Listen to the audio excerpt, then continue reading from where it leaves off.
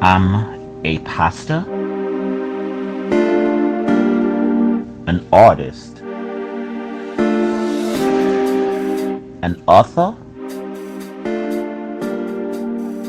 a scholar, and a conversation. Welcome to Chatfest with Kenneth.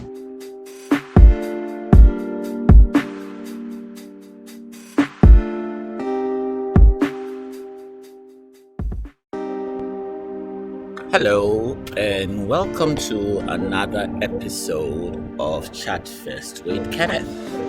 And for this episode, I am actually out here at the Fort Washington Park, which is near. There is a fort. That's why it's called Fort Washington, because there is a fort over right here. Let's see. So over there, that's the fort, and the fort actually was integral during World War II, from what I understand, because this river right here was where the artillery boats were coming through here, and so they had to have that fort. There are actually cannons up there, and so this fort was kind of protected this area. This was one of the naval bases or whatever. And if you look behind me, there is actually an old lighthouse, yada yada yada yada yada. Anyhow, so for this episode, I'm actually going to be doing a review of my new album, Return to Worship. So I'm actually going to talk about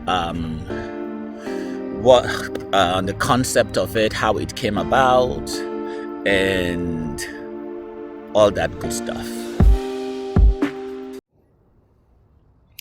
So how did Return to Worship come about?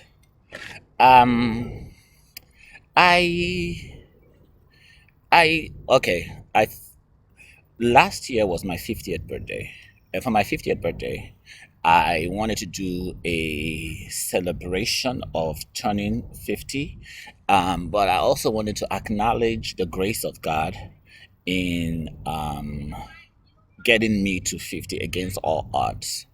And so it was an Afrocentric themed celebration, and it was held at my church, Impact DMV, Washington, D.C. And I'm a singer, so I also wanted to sing. I miss my guests, some of my guest singers who were there. And one of the songs I really wanted to sing was a song that I always sang to God privately in worship.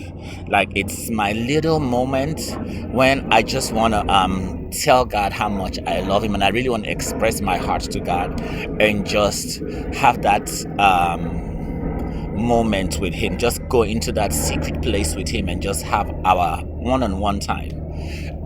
It's When I Look Into Your Holiness. And so I sang that song. Unfortunately, I praise your unfortunately, my keyboardist, who is a very good friend of mine, I'll talk about him later, we hadn't really rehearsed the song well. So when I was singing it, it was almost like two strangers doing a tango. So I didn't really do it the kind of justice that I would have loved to do it. So birthday party passed. I was watching the video online, and I was like, I know I love this song, but I'm watching this video and it's not really the expression of what I really would like it to be. And so that was when it occurred to me, you know what, let me record this song like I really would like to. And as I started musing over that concept, then the idea of doing a back to basics album, back to my core, who I am. I am a worshiper in my core. My voice to sing is to worship. Worship is my essence. I'm a worshiper. Anybody who knows me knows I love to sing. I love to worship. And so I was like, you know what? I've done the hip hop I've done the jazz, I've done different genres of songs, but I just wanted to go back to my core. I wasn't thinking of commerciality. I wasn't trying to think of a commercial CD. I wasn't trying to think of what's in vogue or nothing. No, I just wanted to go to my core, the core of who I am, and to just express it. And so that was the concept. That's how the concept of this album came about. And so I knew my favorite song, When I Look Into Your Holiness, had to be part of it. And so I reached out to my friend, Solomon Sparrow, for us to work on the song and really create the framework of it. So I'll see how it goes. Now, to tell you about Solomon Sparrow, I met Solomon Sparrow in 2007. Backstory: I was in a Christian rehab then because I had attempted suicide, and my kidney and liver had shut down. I was in a coma for 5 days, and when I got out of that, I attempted again. I had an out-of-body experience. So I've written about that. That you can read that story online on the book, The Covenant. It's an ebook, paperback, and audiobook, all available online. So you can get that story there. I'll put links in the description of this video. But anyhow, so while I was in this Christian, I was homeless then. Homeless, living on the streets. So while I was in this Christian shelter, rehab shelter,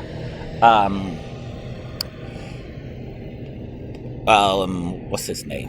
Solomon Sparrow came to, his ministry came to lead worship.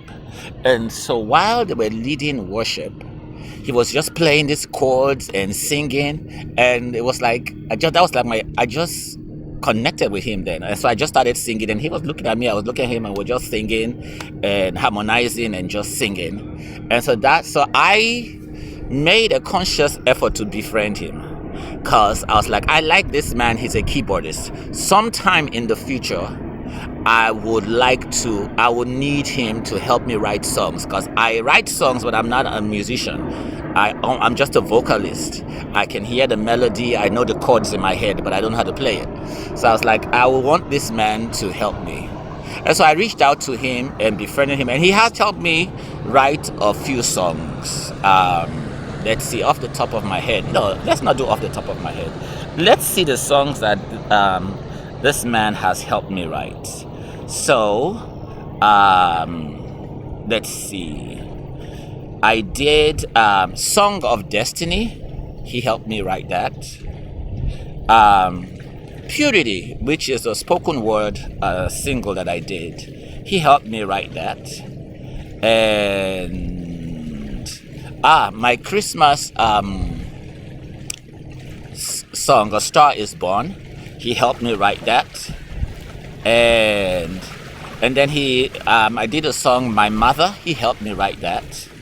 And then now this song, When I Look Into Your Holiness, he helped me. So yeah, I love this man.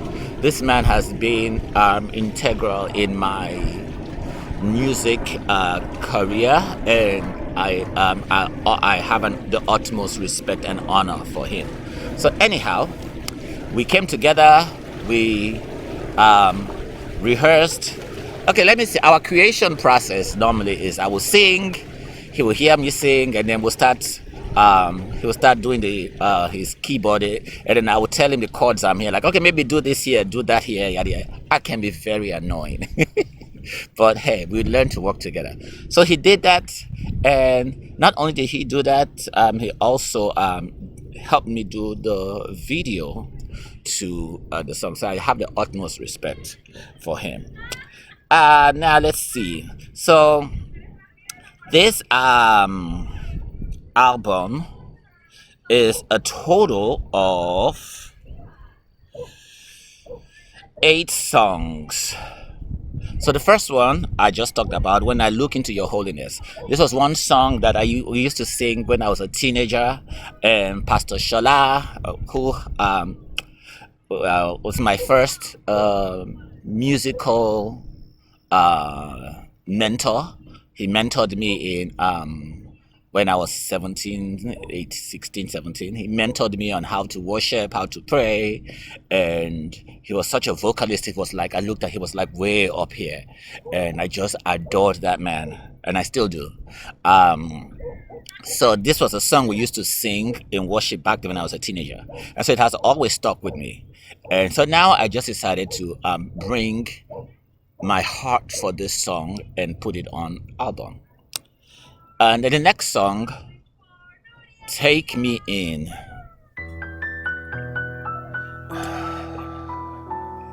I heard this song in Juanita Bynum's CD, and I loved it. I just loved it. And then I think one day I'm not sure how, I was on Apple Music browsing, and I discovered this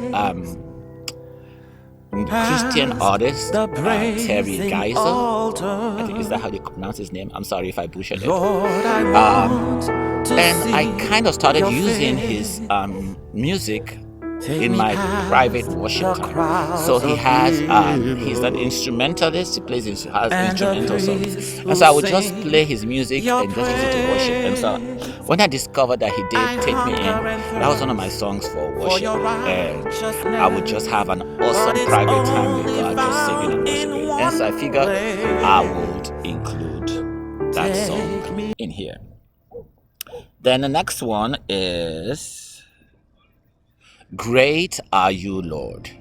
I discovered this song. Yeah, my light is coming out now. Thank you, Jesus. Because it was kind of dark here.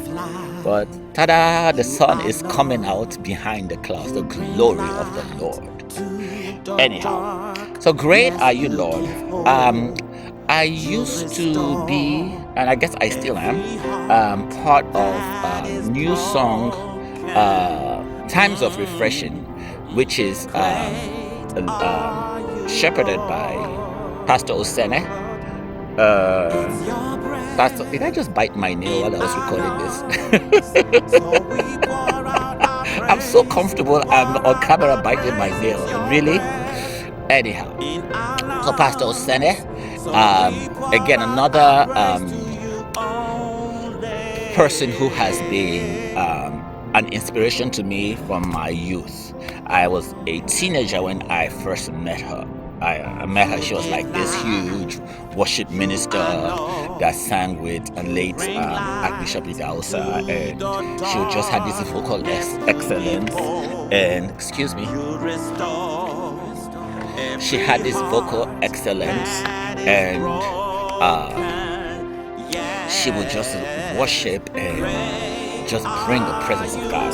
So she is somebody that I admire and I honor a lot. So I remember once we were Times of Refreshing is a worship session that she does every month over in Delaware. So we'll go and we'll sing and worship together. And so Great Are You, Lord, was she introduced me to that song. I didn't know that song before then. And so I was like, it's just so awesome to just worship and exalt the name of God.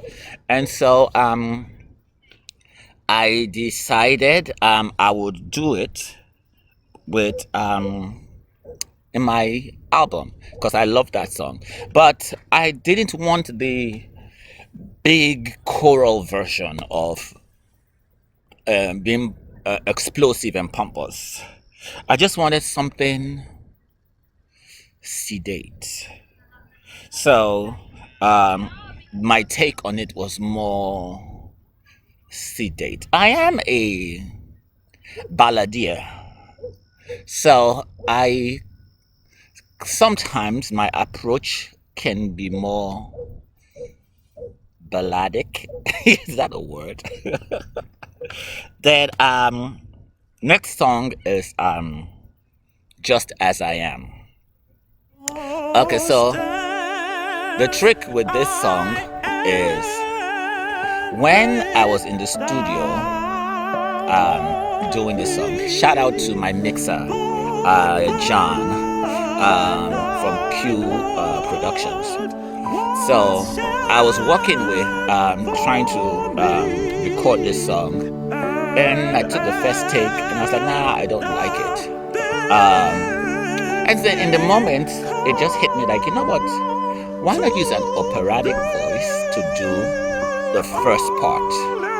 I love opera. For someone who's not an opera, I'm not a classical artist, I'm not a classical musician, I'm not operatic in any way, but I love vocal, and I love opera, vocal classical music.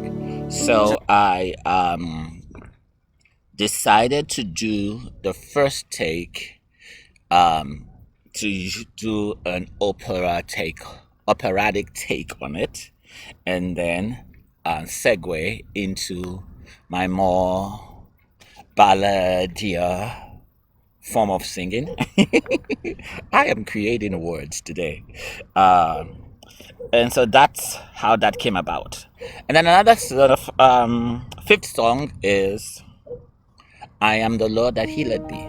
I got acquainted with this song back in the 80s when Don Moen exploded with this song, and I just loved it to just, because yes, I am in need of the Lord's healing in several areas of my life. I'm constantly calling unto Him, crying out to Him to receive His healing. I can never get tired of calling out to God in need of His healing. And so yes, this song kind of feels dated or whatever, but I just wanted to put my essence and my musicality on it, and so I did it. Then the sixth song is It Is Well With My Soul.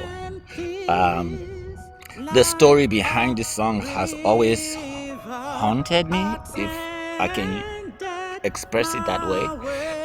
How one can, in the midst of intense trauma and tragedy, one can still look up and say, it is well with my soul. So I decided to put this in there, and because this is one song that I can never get tired of telling God, and it is a declaration of faith. I think the sun has gone down again, so it looks like I'm cloudy in here, but it's my declaration of faith, my pronouncement that yes, it is well, because I am a child of covenant. I am covenanted with God, and because of the covenant dividends at work in my life, it is well with my soul. I'm living a completed life, so a completed life in Christ, so it is well with my soul. Seventh song is Reckless Love. I became acquainted with this song. Okay, maybe this is better. I became acquainted with this song through Israel Houghton. His version is what I discovered, and I was like, I love this song, and I have played that song over. I've worn that song out because it is my clarion call to myself, to remember how the love of God is just reckless, and it just comes after me and chases after me. There's no mountain it won't climb. There is no lie it won't tread. There is no darkness it won't light up to come after me. So yep, I love this song. Now the only thing is, Israel Houghton is an exceptional singer, and his range is way out there. And so the key in which it was sang is way up there. Sure, I could have changed the key to a different key, but I also wanted to, because I've seen that people sing in falsetto. There are a lot of songs that people sing in falsetto all throughout the song, and so I was like, you know what, I want to do a song where I'm using my falsetto to sing. I'm in that upper range and singing with my falsetto, because after all, this album is me. It's my music. It's my musicality being expressed in worship, because who I am, all parts of me being expressed in worship. So I did that, and the last song, I titled it Free Flow Worship. Free flow worship, in the sense of the concept was, I just wanted an opportunity where just a keyboardist and me, and we're just playing music, and then I'm just worshiping from my heart and see where it goes. And I just wanted one take. No, we're not doing multiple takes. Worship is not a multiple take thing. Worship is from the heart. So just one take. Let me express my heart to God. Let me worship. Because when I'm worshiping God, it's not like I'm in the midst of, I'm doing a presentation. So let me see, let me perfect it. No. My worship to God is my worship to God, and it is okay just as is. And so that was the concept behind this song. Initially, I wanted my pastor, because my pastor is Dr. Lee Joyner.